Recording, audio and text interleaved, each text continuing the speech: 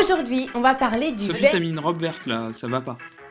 Quoi, ça va pas? Bah, le vert, ça va pas à tout le monde. Je suis désolée que mes cheveux, c'est hyper joli. Tu peux pas mettre ça. Pourquoi je peux pas mettre ça? Non mais c'est pas contre toi, mais le vert ça te rend invisible. Ah, pardon, je reviens. Désolée pour ce petit quiproquo, je comprends mieux maintenant pourquoi le vert en fait est un peu considéré comme maléfique dans le monde du spectacle. Bon, et d'ailleurs en déco c'est pareil, on peut dire que jusque-là il n'était pas très apprécié, mais on sait pas pourquoi il revient en force, on en veut tous. Alors ma petite idée quand même, c'est que le vert, c'est le végétal, c'est le printemps, et on a tous envie de printemps en ce moment, donc c'est peut-être pour ça qu'on veut le remettre dans nos maisons. Vous voulez peindre vos murs en vert? Pour pas vous tromper, une technique la bonne, c'est d'utiliser toujours un vert qui est issu de la nature. D'ailleurs, les fabricants de peinture l'ont bien compris, ils nous font rêver avec leurs termes. On va du vert sous bois, qui est très kaki et très profond, au vert acide, le vert jeune pousse, alors là qui est très très frais.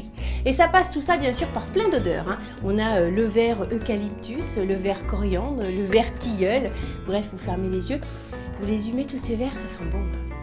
Si vous voulez refaire la déco d'une pièce totalement, moi je vous conseille de vous amuser dans la cuisine ou dans la salle de bain, qui sont des pièces qui se prêtent très bien justement à ces couleurs très naturelles. Regardez dans cette cuisine, on a mis un vert tilleul sur les murs qui est très jaune et une jolie crédence en vert tulipe.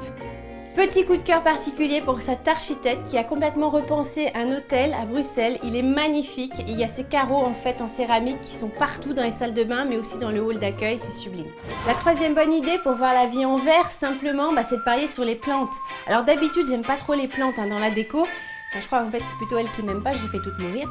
Mais bon, là l'idée c'est que vous rassemblez plein de plantes dans une même pièce, ça marche super bien. Mais c'est ça qui est la réussite, c'est de les rassembler, de faire un petit jardin intérieur, un petit jardin personnel et surtout pas les éparpiller partout comme faisait grand-mère. Ça marche pas.